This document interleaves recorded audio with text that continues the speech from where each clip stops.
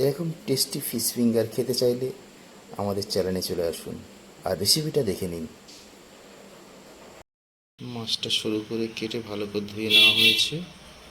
এবারে জল দিয়ে 2 চামচ ভিনিগার দিয়ে মিনিমাম 5 মিনিট রাখবো। এবার একটু ভিনিগার দেবো, একটা দিয়ে ভালো করে দিয়ে মিনিমাম 5 মিনিট রেখে দেবো এইভাবে। তাহলে কী হবে, মাছের যে গন্ধটা সেই গন্ধটা থাকবে না। ভিনিগার থেকে তুলে নিয়ে 3-4 বার ভালো করে ধুয়ে নিয়েছি।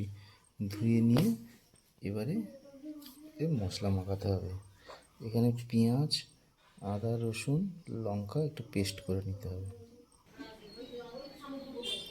পেস্ট করা মশলা, পেঁয়াজ, আদা, রসুন আর লঙ্কার পেস্ট, একটুখানি গরম মশলা, অল্প একটু হলুদ, স্বাদ মতো নুন, আর এরকম হাফ সাইজের একটা লেবুর রসটা পুরোটা দেবো। দিয়ে ভালো করে মাখিয়ে ম্যারিনেট করে রেখে দিতে হবে। এইভাবে মশলা মাখিয়ে দেওয়ার পর মিনিমাম আধ ঘন্টা রেস্টে রাখতে হবে।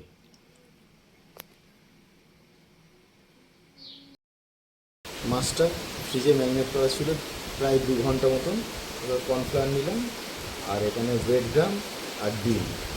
এখান থেকে মাছটা তুলে এরকম কর্নফ্লাওয়ার দিলাম।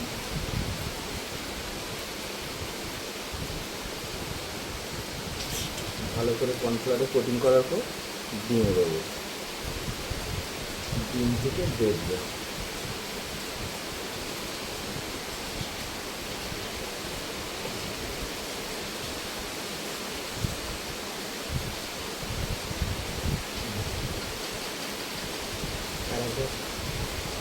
আর একবার ডিমে দেবো, দিলে কোটিংটা ভালো হবে।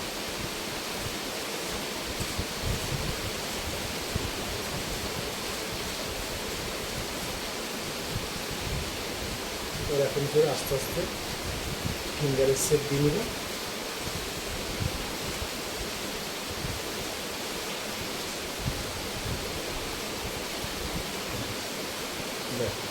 এরকম করে এক করে সব কটা করে নেব। দেখো আস্তে আস্তে একটা একটা করে সব করে নিয়েছি। এবার ভাজার পালা। তেল গরম হয়ে গেছে, এবার একটা একটা করে আমরা তেলে ছেড়ে দেবো।